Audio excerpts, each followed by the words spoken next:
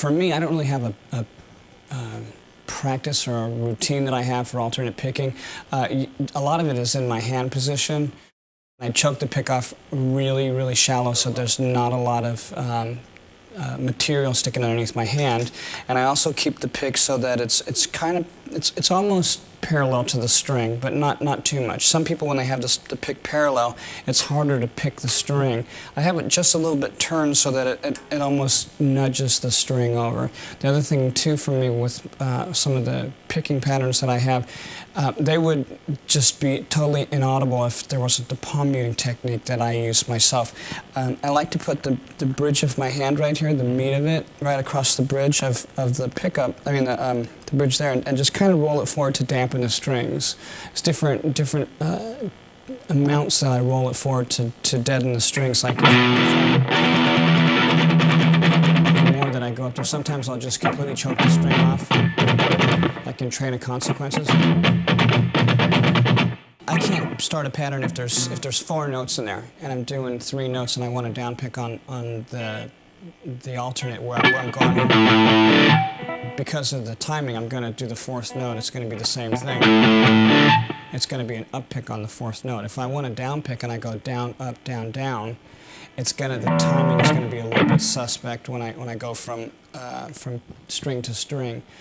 Sometimes I'll start with an up pick and then go down. So I try and keep it as flowing as possible in between notes. And the other thing too is I cheat a lot when you're asking me how I go back and forth between strings. I'll anchor my finger either on the pickup ring or on the strings. And that's kind of the muscle memory in my hand will tell me how far it is from string to string.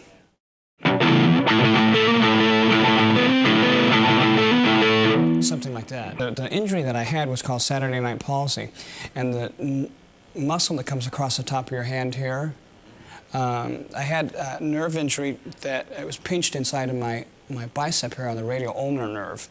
And this muscle here stopped communicating with the nerve. So when my hand was in this position, so the palm was facing up, I could pull the muscle up this way, I could close my hand and everything like this. If my hand was in this position where the palm was facing down, I couldn't do nothing. It just hung like that. So because the guitar in this position, the palm is facing up, you would think that something could happen. And it was fine going this way, but when I had to pull my hand back down this way, I couldn't get the muscle to pull this way. So some of the things that I did when I was trying to rehabilitate my arm, and this would be, I mean, for any guitar player who's injured their arm and they think it's the end of the world, it's not. Sometimes you just have to, learn how to play again.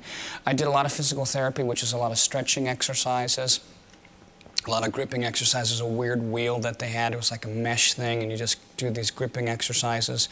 So having said that, as the muscle came back, I just started doing basic picking patterns, all the block-headed stuff you learn in the beginning. It was just stuff like that. And I couldn't do any of that because, and I would stop as soon as I made a mistake. And I'd start again. Just keep going over and over. One of the things that my teacher had showed me, the guy's name is Rick Flouting, and he's done some orchestration work with the London Philharmonic Orchestra. He's a jazz player and a classical player. He may not be, super renowned or anything like that, but for me, he was really good and had the right attitude. If I'm going to go and put myself in the hands of a teacher, I don't want to be with some guy that's going to show me something wrong in the first place. The thing for speeding up for me was pulling my fingers in this way and also not holding on here. And another thing, too, for fingering is, I was going across the frets like this, and he had said that if I turn my hand this way, it'll be better for me. Because my guitar hangs really low, it's kind of hard to change that, but I try and do it as much as I can to discipline myself. When I was in Metallica, I had brought this riff to them that I had invented, and nobody had ever seen this before. It was called Spider Riff.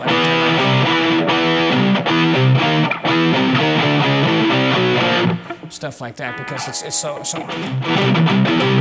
so much easier instead of going, because you're taking your fingers off the one string and going to the other string. There's going to be string noise. Also the timing. My style is I play a lot of pentatonic stuff. I guess that's what it's called. Just that old blues style, because that's basically what I learned. I think that's part of a pentatonic scale.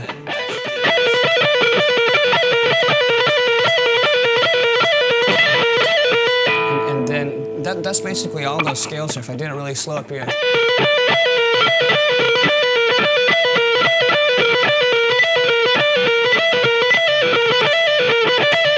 And then I do this weird thing where I kind of bar with my little finger. I go...